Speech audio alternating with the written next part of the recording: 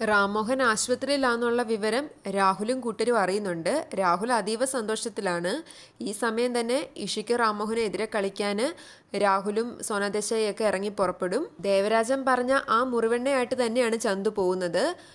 ദേവരാജൻ എന്തോ പറയുമ്പം ചന്തു പറയുന്നുണ്ട്, ആത്മവിശ്വാസമൊക്കെ നല്ലതാ മാഷേ, ഞാൻ ഈ മുറിവെണ്ണയുമായി തിരിച്ചു വരുന്നത് വരെ. മാഷും മോളും ഇപ്പൊ കളിക്കുന്നത് തീക്കളിയാണെന്നുള്ള ഓർമ്മ വേണം. ദേവു നല്ലതുപോലെ പേടിച്ചു പോയിട്ടുണ്ട്. ഈ ഒരു കാര്യത്തിലൂടെയെങ്കിലും ദേവുവിനെ എത്രയും വേഗം പോലീസിന് പൂട്ടാൻ പറ്റട്ടെ.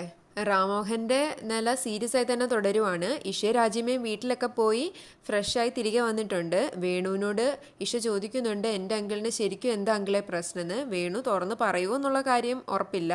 ഇഷ പ്രഗ്നന്റ് ആയതുകൊണ്ട് തന്നെയാണ് കാര്യങ്ങളെല്ലാം മറച്ചു വെക്കുന്നത്. എത്രയും വേഗം ആരോഗ്യവാനായ റാംമോഹൻ തിരികെ വരട്ടെ.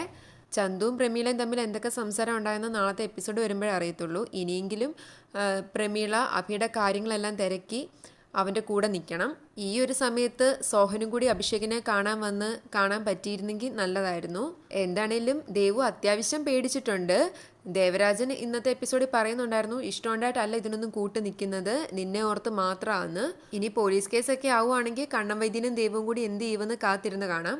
ദേവുവിന് ശിക്ഷ കിട്ടുന്നുണ്ടെങ്കിൽ ഉറപ്പായിട്ടും കണ്ണം വൈദ്യനും അതിനുള്ള ശിക്ഷ കിട്ടണം.